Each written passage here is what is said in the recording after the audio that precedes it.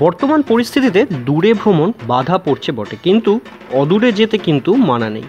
পুজোর এই 4 দিন গাড়ি নিয়ে ঘুরে নিন গ্রাম বাংলা কলকাতার অদূরের বেশ কিছু রাজবাড়ি জমিদার বাড়ির পুজো। সেই রকম বেশ কিছু জমিদার বাড়ি রাজবাড়ির পুজোর হদিশ নিয়ে আসছি বলা যেতে পারে। সিরিজ শুরু করছি, যেখানে বিভিন্ন জমিদার বাড়ি আর রাজবাড়ির পুজো সম্পর্কে আপনাদের কাছে ইনফরমেশান দেব, যেগুলো গাড়ি করে আপনারা ঘুরে আসতে পারেন। সঙ্গে তার আশেপাশের বেশ কিছু দ্রষ্টব্য স্থান যেগুলো আপনারা ঘুরে যেতে পারেন, সেই সব ইনফরমেশানও দেওয়ার চেষ্টা করব। তার জন্য অবশ্যই চ্যানেলটিতে চোখ রাখতে হবে। আর যারা নতুন দেখছেন তাদের বলবো চ্যানেলটিকে চট করে সাবস্ক্রাইব করে বেল আইকনটি প্রেস করতে ভুলবেন না, তাহলে ভিডিও দেওয়ার সঙ্গে সঙ্গে আপনাদের কাছে নোটিফিকেশানটি পৌঁছে যাবে। আর সঙ্গে বলি, বর্তমান পরিস্থিতি মাথায় রেখে বিধিনিষেধগুলোর কথা কিন্তু ভুললে চলবে না। সিরিজ শুরু হচ্ছে এবং সেই সিরিজে থাকছে দশঘরা মঠবাড়ি, সঙ্গে পচেট বাড়ি রাজবাড়ির পুজো, আরও নানান সব যে রাজবাড়ির পুজোগুলো রয়েছে সেইগুলো। আজকে শুরু হচ্ছে দশঘরার যে 4টি রাজবাড়ি রয়েছে সেই রাজবাড়ির পুজো নিয়ে। দশঘরায় যদি আসেন তাহলে কিন্তু আপনারা দেখে নিতে পারবেন 4 বনেদি বাড়ির পুজো।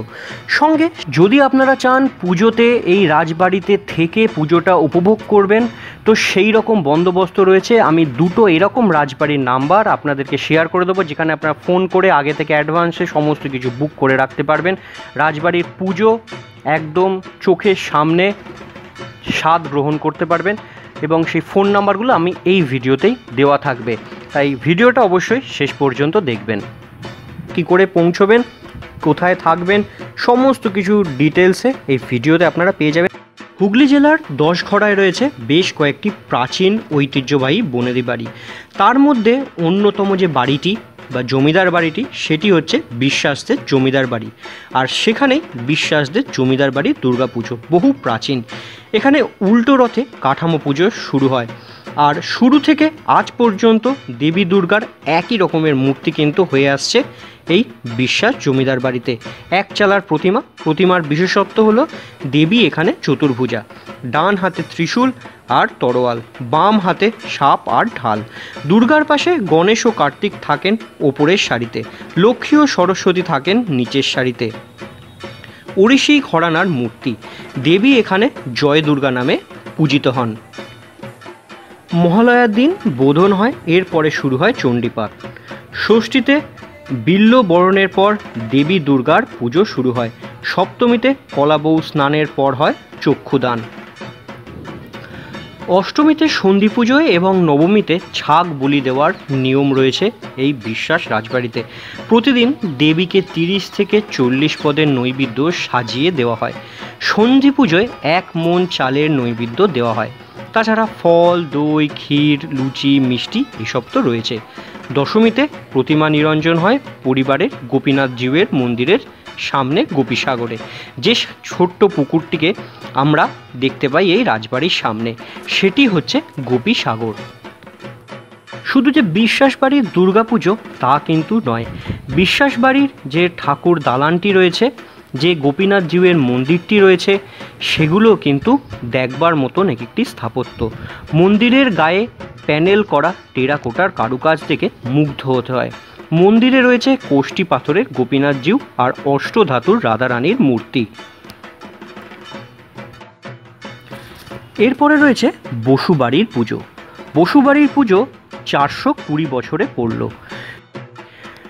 বসু পরিবারের মথুরানাথের হাত ধরে এইখানে এই দশঘরার এই বসু পরিবারে শুরু হয় দুর্গাপুজো। তবে তার আগে একটা ছোট ইতিহাস রয়েছে। মথুরানাথের পূর্বপুরুষ পরমানন্দ বসু 1601 খ্রিস্টাব্দে এই পুজো শুরু করেছিলেন, তবে তিনি থাকতেন তখন যশোরের বাড়িতে। 1697 সালে মথুরানাথ বসু দশঘরা স্থায়ী বাসিন্দা হয়ে চলে আসেন। সঙ্গে পুজোও চলে আসে এই দশঘরাতে। সেই থেকে নিরবিচ্ছিন্নভাবে এই পুজো অনুষ্ঠিত হয়ে চলেছে সাড়ম্বরে। এই পরিবারেও কাঠামো পুজো হয় উল্টো রথে। দুর্গা দালানেই ঠাকুর গড়া হয়। ঠাকুর করেন চন্দননগরের কুমোরপাড়ার শিল্পী। এক চালার ঠাকুর, শোলার সাজ। ষষ্ঠীর দিন কল্পারম্ভ হয়।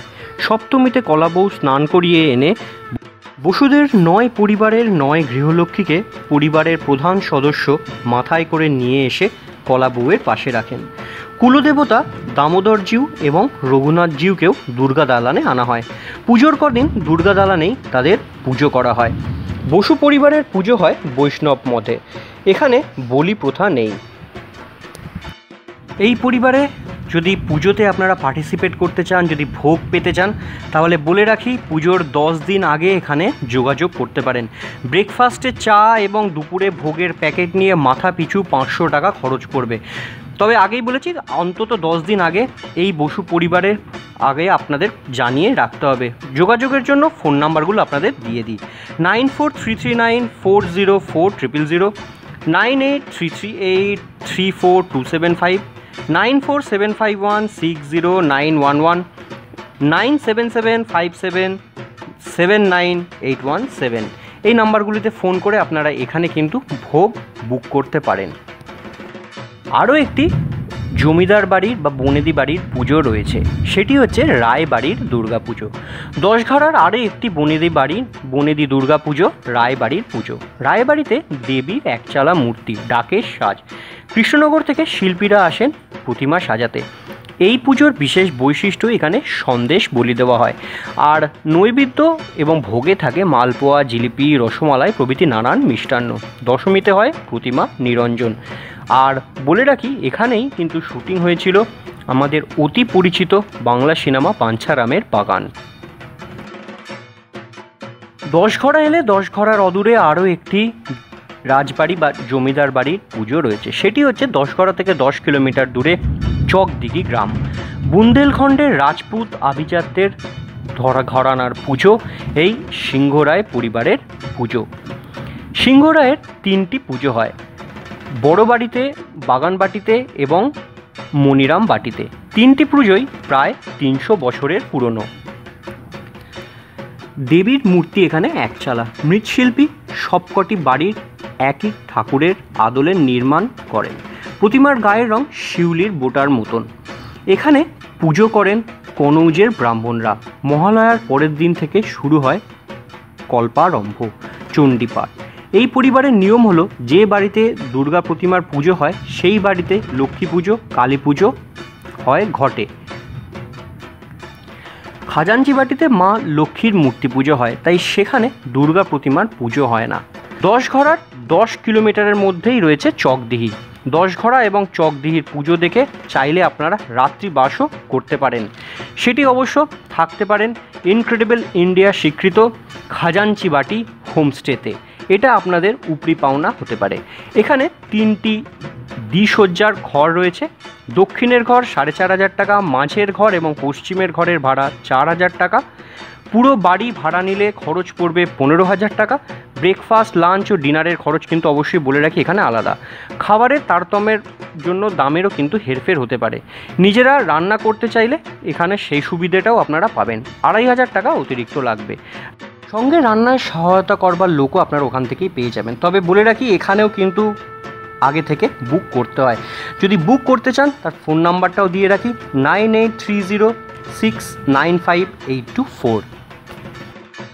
তাহলে দুর্গাপুজোর এই 4টে দিনের মধ্যে যদি আপনারা এই কলকাতার কোলাহল বা শহরাঞ্চলের কোলাহল এড়িয়ে যদি একটু গ্রাম বাংলার পুজোর স্বাদ নিতে চান তাহলে চলে আসতে পারেন এই 10 ঘরায়। এখানে এলে 4টে রাজবাড়ি বা জমিদার বাড়ির পুজো আপনারা সাক্ষী থাকতে পারবেন। এবার আসি কী করে পৌঁছবেন। কলকাতা থেকে 10 ঘরা 70 থেকে 76 কিলোমিটার। গাড়িতে এলে দুর্গাপুর এক্সপ্রেসওয়ে ধরে বর্ধমানের দিকে যেতে হবে।